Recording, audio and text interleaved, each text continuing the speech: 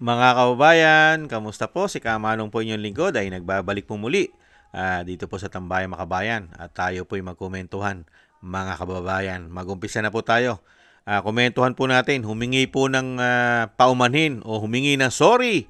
Ito pong si John Vic, mga kababayan, doon po sa nag-viral na lalaki na doon po sa Mandaluyong, yung nakahubad po na naghahalo po ng simento ay tinikitan po ng kanyang mga bataan, mga kababayan.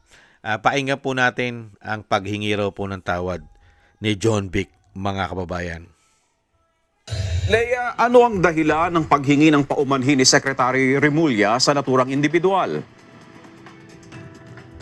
Vic, magandang tanghali sa iyo. Ayon kay DILG Secretary John Vic Remulla, nagkaroon sila ng pagkukulang sa paglalabas ng kautusan noong isang linggo kaugnay sa pagbabawal sa mga walang suot na damit pang itaas na nasa kalsada. Personal daw itong pupuntahan ni DILG Secretary Remulla at itong lalaki na isyuhan ng ticket ng pulis sa Mandaluyong City. Ito'y matapos ngang makitang naghahalo ng simento sa labas ng kanilang bahay sa Barangay Addition Hills na walang suot na damit pang itaas. Ayon sa kalihim, personal siyang hihingi ng paumanhin sa lalaki.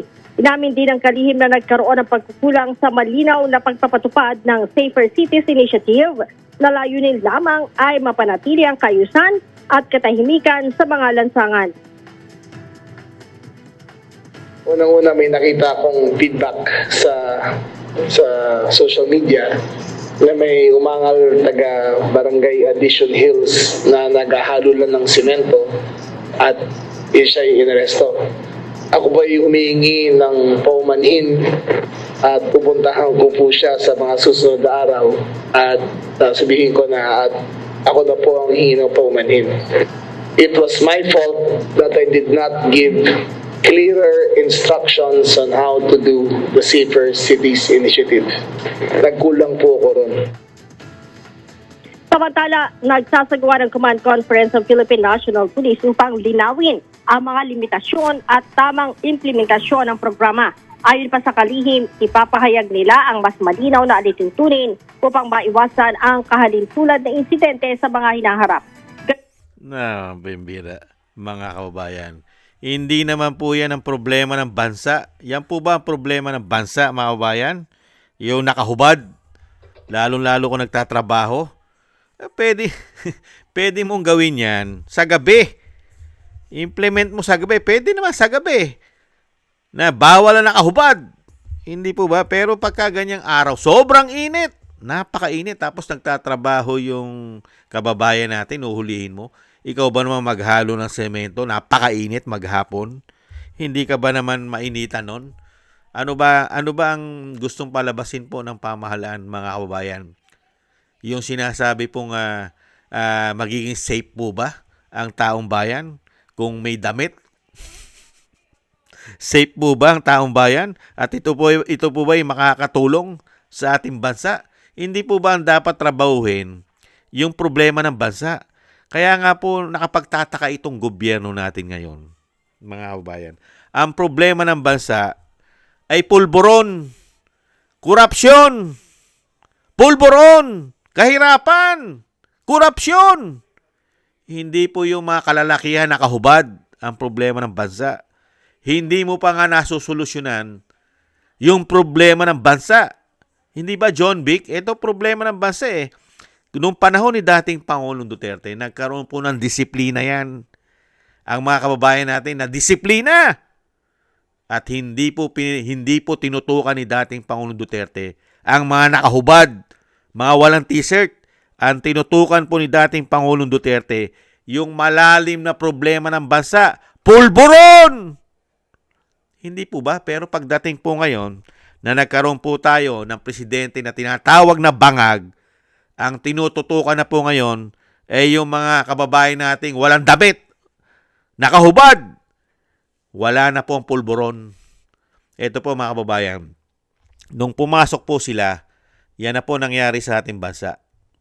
Nung pumasok na po, yan po sa pangunguna po ng DILG Secretary, mga kababayan ni John Vic.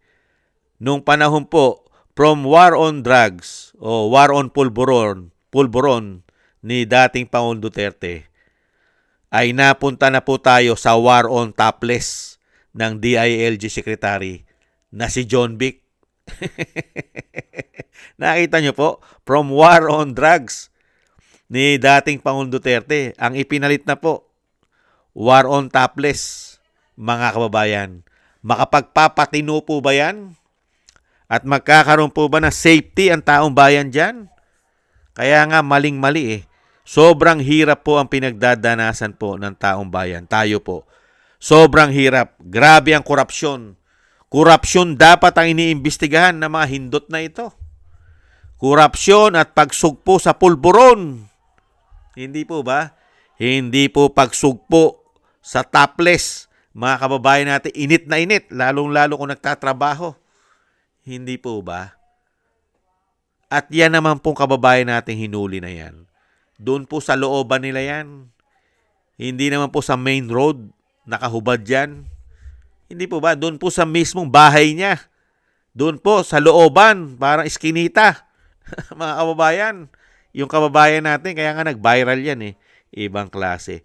Wala na po kasi silang war on pulburon.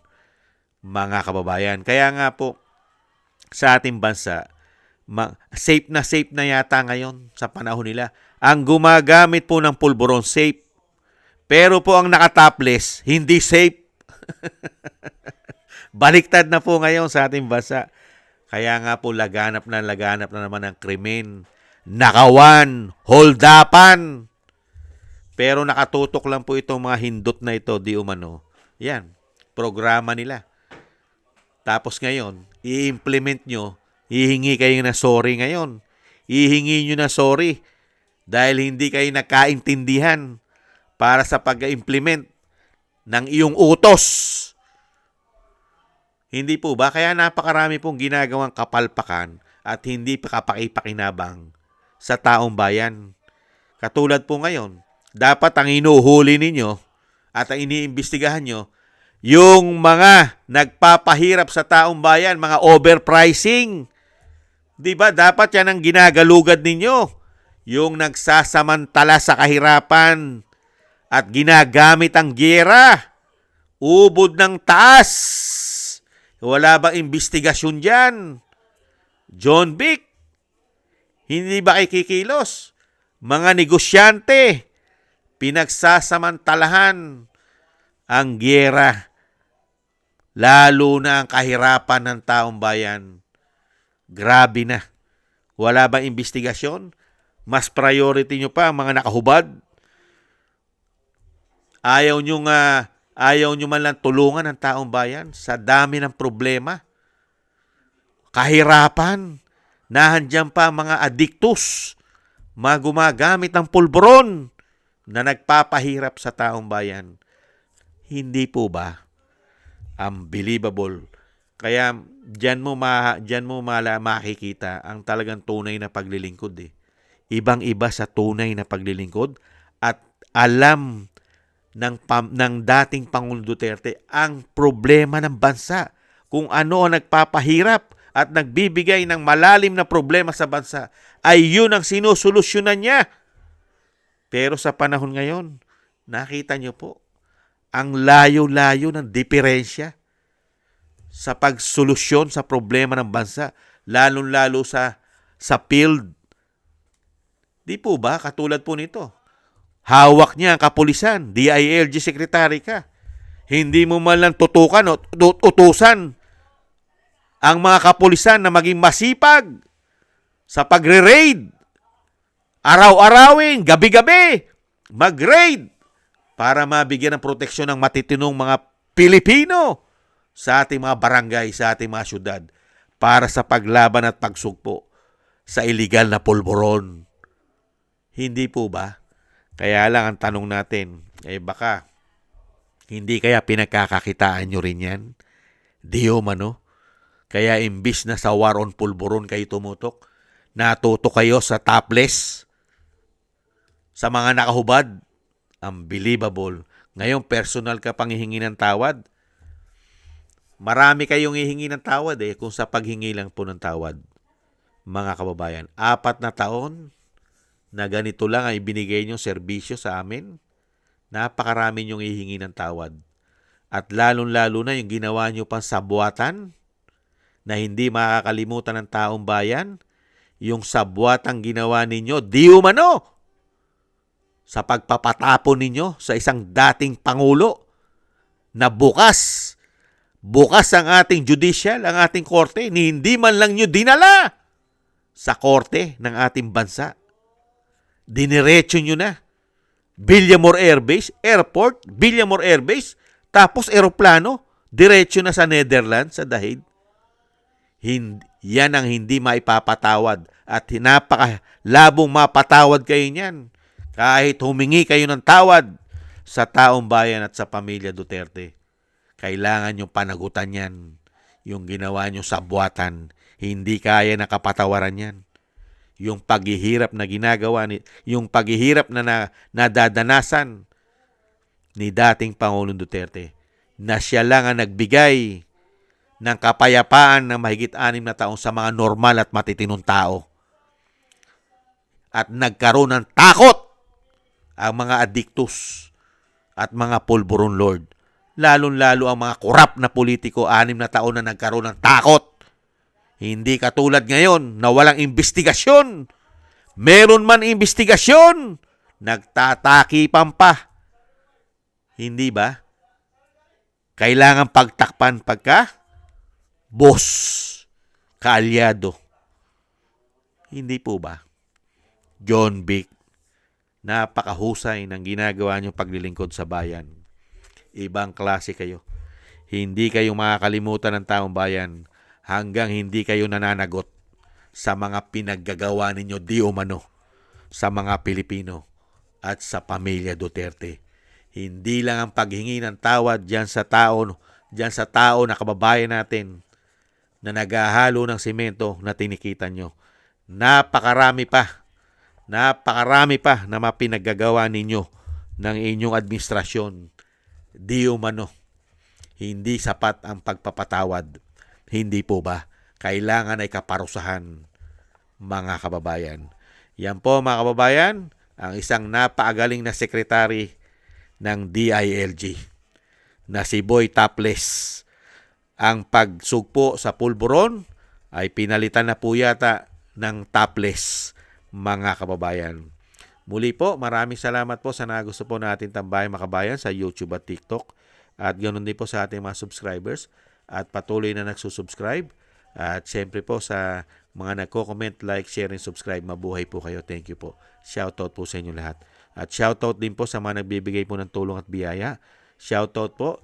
Thank you po kay Eric Hershon ng Canada, Kingston ng Hong Kong, Jake Yahut ng California, USA, Gina Ray ng Berlin, Germany, Julieta Celona ng Sydney, Australia, Baby Roman at Isa na Cagayan, Jem Aris na United Arab Emirates, Annie Jo, ako si Pilam, Gay at Shena, Tatay Nick ng Canada, Balance Vision TV, Jesus Valdepena, at Mila Yi. Shoutout po sa inyo lahat. Ingat-ingat po kayo, lalo-lalo po sa inyo po mga paggawa. At God bless po sa inyong lahat. God bless po sa ating lahat. Maraming salamat po, mga kabayan. Taste lang po tayo. Bye-bye!